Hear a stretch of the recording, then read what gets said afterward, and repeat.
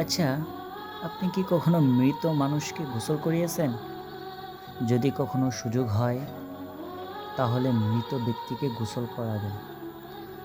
তখন খুব কাছ থেকে দেখবেন মৃত মানুষের দেহটা কতটা অসহায় লাগে। মৃত্যুর পরে মানুষের দেহ কতটা ভয়ঙ্কর হয়ে দাঁড়ায়। সুযোগ পেলে রাতে লাশটা পাহারা দিবেন। তখন বুঝতে পারবেন প্রিয় মানুষের লাশ রাতের বেলায় আপনার কাছে কতটা অদ্ভুত লাগে, কতটা ভয়ের কারণ হয়ে ওঠে, কতটা আতঙ্কের কারণ হয়ে যায়। সুযোগ পেলে মৃত ব্যক্তির গায়ে একটু হাত লাগাবেন, কিছুক্ষণ তাকে স্পর্শ করবেন।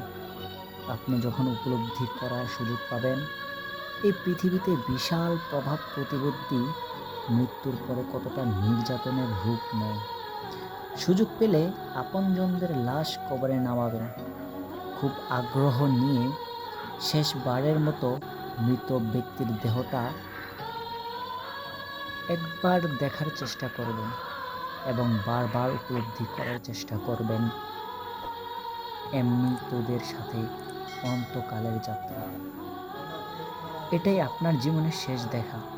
সুযোগ পেলে মাঝে মধ্যে কবরস্থানে গিয়ে নীরবে কিছুক্ষণ দাঁড়াবেন, মনে মনে চিন্তা করবেন জীবনের লাভ ক্ষতির হিসাব।